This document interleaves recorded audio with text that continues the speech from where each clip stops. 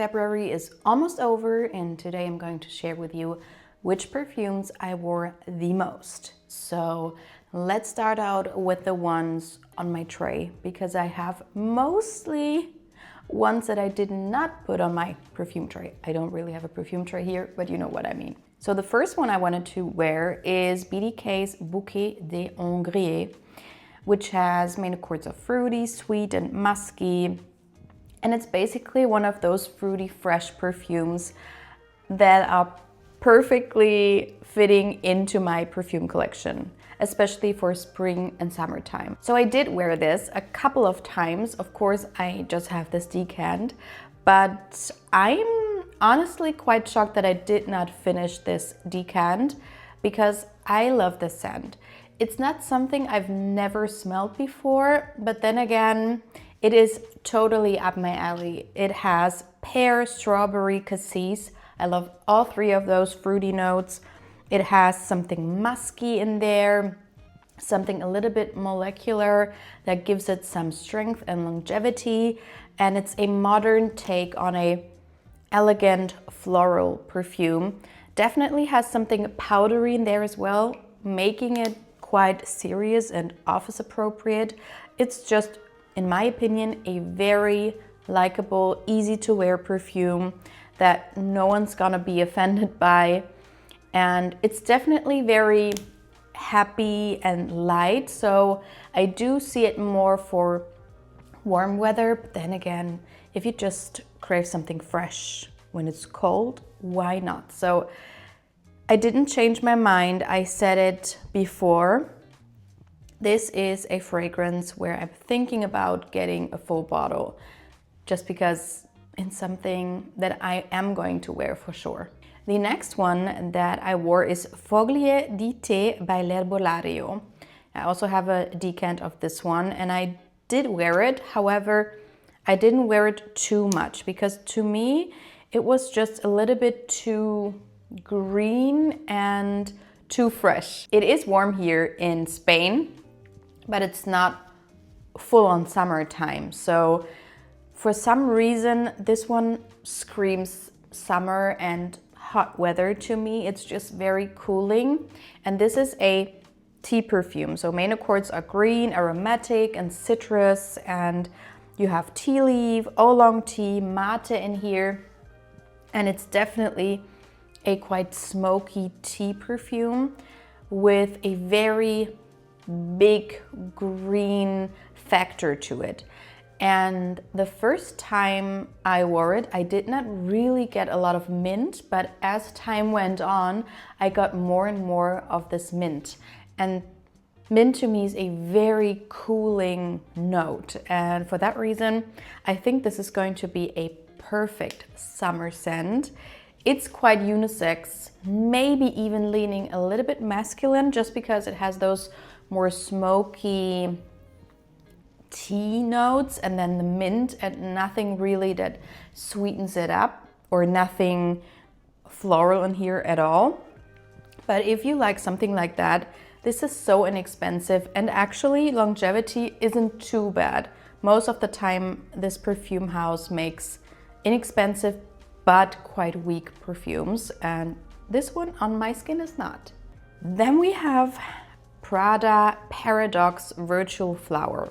So I'm on the fence with this one, because when I first smelled it, I was like, oh yeah, that's nice. And I sprayed it on my hand, and they went on, and I smelled it later on, and I was like, oh my God, this smells so good. And then I had to get at least a travel size of it. So I got that one. And now that I have been wearing it here, and I have been wearing it quite a lot, and you can see I did not really use a lot of it, it's because this is so strong. Prada Paradoxe, no matter which one, they are so incredibly strong. So strong that I have to be super careful with how much I spray. This one gives me a headache if I spray too much on. To me, this is quite synthetic.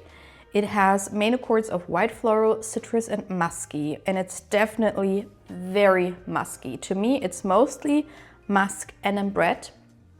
So it's quite powdery and bread-like. You have this molecule feeling about it. And then you have the Paradoxe DNA, the floral parts, and also something a little bit fruity. But it's just bergamot. It's nothing sweet. It's not sweet at all. It's very clean, fresh, powdery with this ambrette base to it. Quite nice, quite interesting. And if you like perfumes like Glossier You and perfumes like that, and they maybe did not perform like you wanted them to, this one is a beast. The jury is out on this one. I have to test it out maybe later on, because when I first tried it, as I said, I was so in love with it. And now I'm like, it's actually a little bit too much for me. The next one I actually did not want to talk about because it's so new and I did not even film a haul yet. But this is my most used perfume in February. So I'm just going to tell you what it is. It's the new Guerlain Peche Mirage. It's from their Privé line, the Arts and Materials collection. It looks absolutely beautiful and I was so excited to try this perfume because in my mind, I am the biggest peach fan, but in reality, hardly any of those perfumes are for me. A lot of times, firstly, they are paired with patchouli or something earthy like it, and I cannot stand it. Or it's just very faint, and then you cannot really smell the peach anymore. And when I saw the notes for this one, I'm going to tell you everything about it. I was so happy because there is no patchouli in here. But it's quite an interesting combination of notes either way. So the main accords are fruity, floral, and soft spicy. In the top, peach, blackcurrant, and saffron. Middle notes, osmanthus, and base notes, leather, amber, and sandalwood.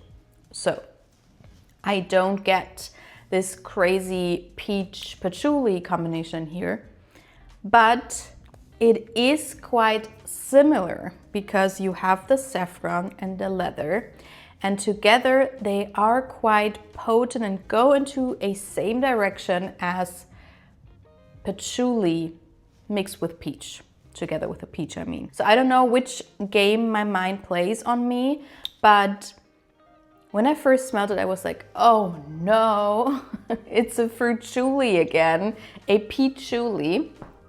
But I was like, okay, because I got this in PR. I tested it on my skin. My husband was like, you have to try it now. Like, okay, I'm gonna test it. And the base of this perfume is absolutely beautiful. So when I smell it like this, and when I first spray it, I can mainly smell this very smooth, but it's there, fruitchouli. And I'm like, oh, I don't know about it, but it's not as earthy and crazy as others. But as it dries down, it goes almost into this fruity, fresh, sweet direction. This sounds crazy, but you know I love my fruity, fresh perfumes. Let's say something like Jungle Fantasy, okay? By Britney Spears. That one is like a watermelon yuzu, I think, perfume with some aquatic florals, and in my opinion, it's very beautiful. And it goes into a same direction. It's not smelling like that at all, but this creamy, almost conditioner-like scent that is fruity, it's a little bit floral, it's creamy, and it even says on here that one of the main accords is lactonic, so it's not just in my head.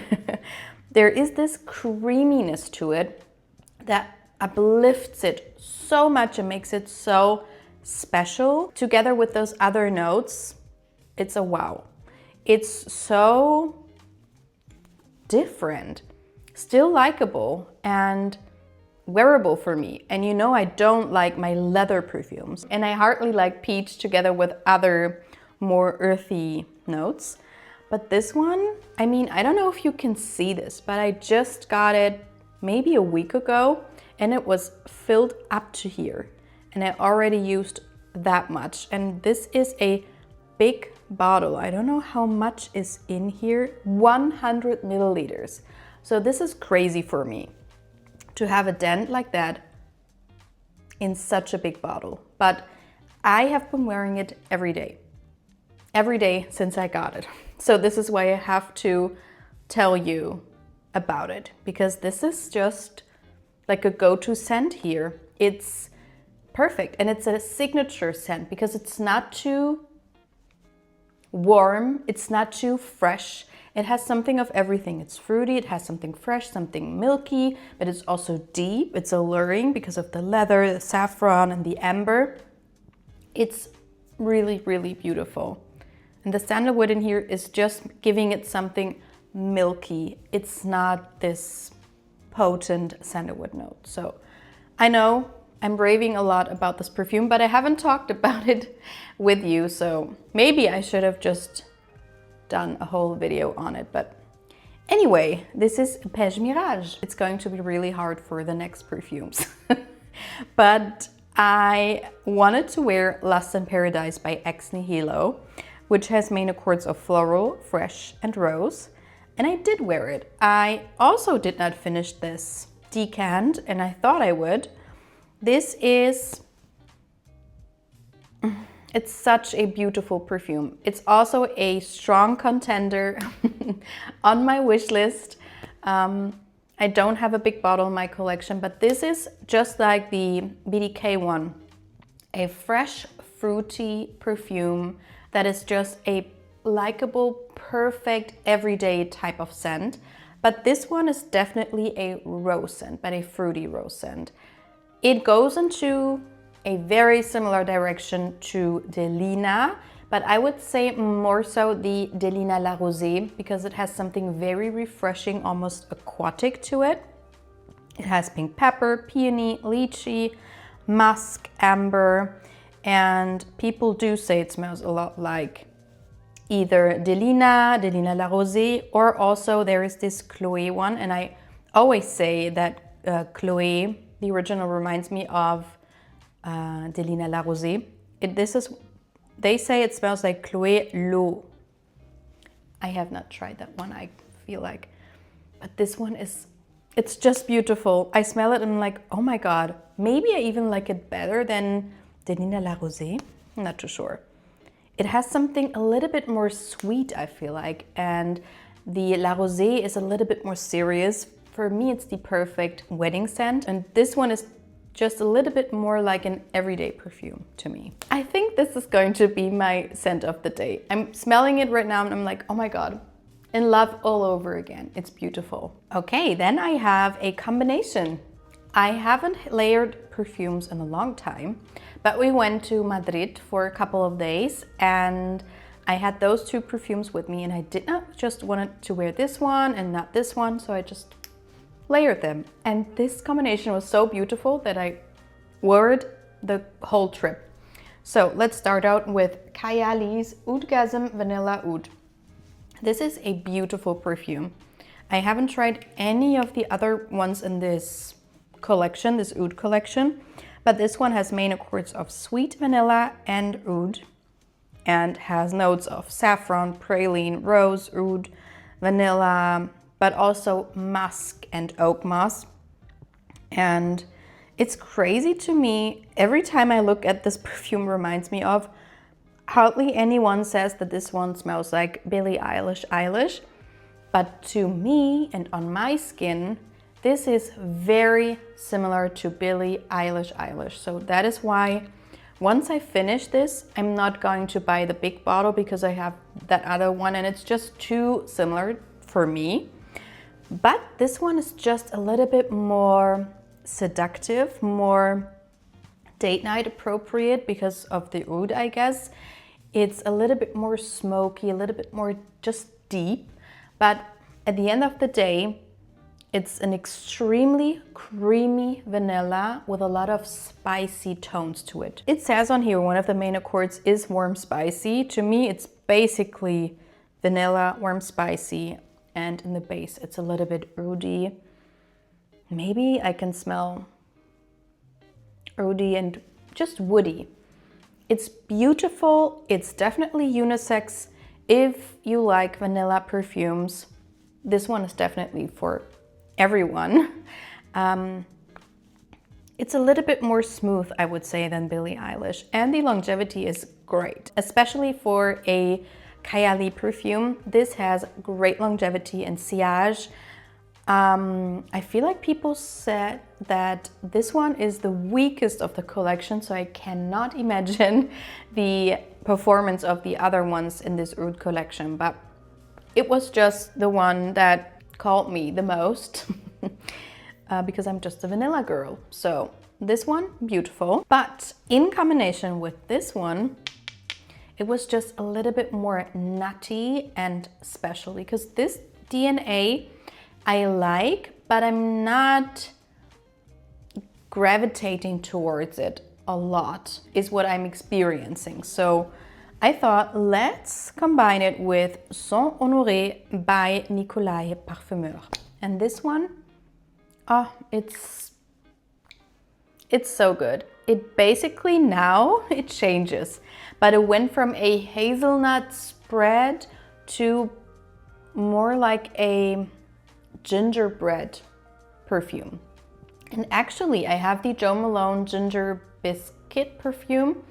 They remind me a lot of each other actually, but the Jo Malone one was so much more weak and a lot more simple, and this one they just took it to the next level. So the main accords are woody, nutty, and powdery. We have notes of hazelnut, milk, vanilla, sandalwood, musk, but also pepper.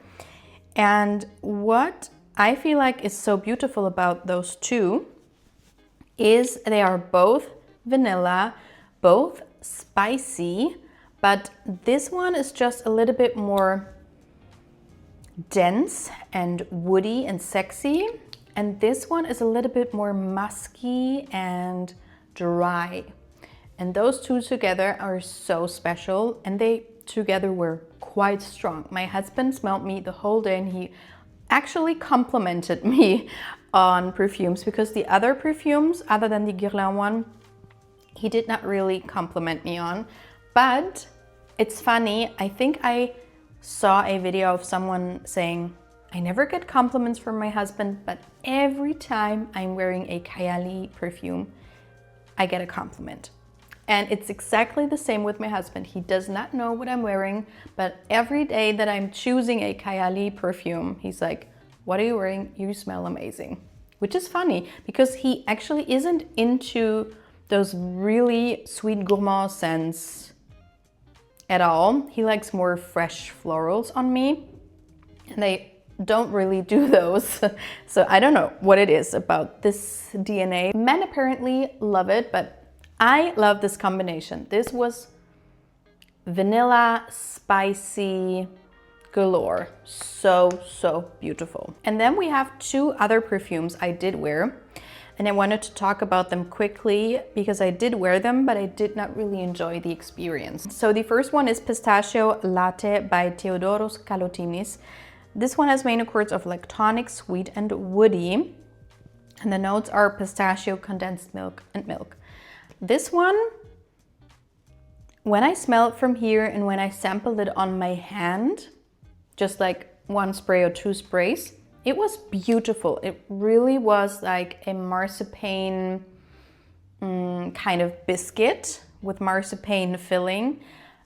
Yummy. Yummy, very edible, but for some reason it had something fresh to it, maybe it was the milk, that still made me want to wear it. So I did wear it a couple of times, but every time, and I'm spraying liberally, right? It was just so overwhelming and just too much. And that's my experience with all of the perfumes from this perfume house. Every time I'm trying one of them, it's just drowning me. It's so loud and most of the time very sweet. And yeah, that's very sad because this was such a strong like when I first got it. But you know, you have to really get into the perfume and wear it. And I do wear my perfume around me a lot, not just like 2 sprays. I really want to experience the perfume. But as I had this cloud around me of this perfume, I did not really enjoy it. But it was okay. Whereas with this one, I was like, I'm not really liking this at all.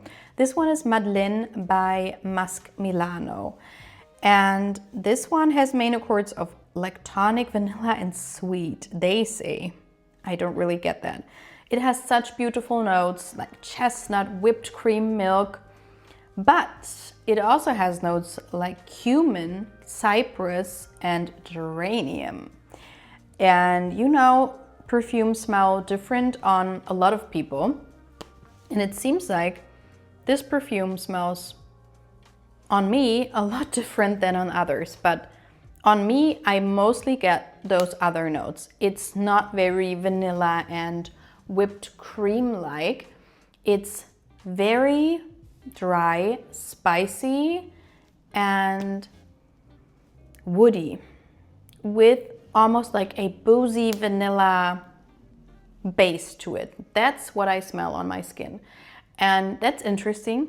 It smells very niche, but it's not what I imagined at all, and not what people say it smells like. So I get a totally different experience, and I don't really enjoy it.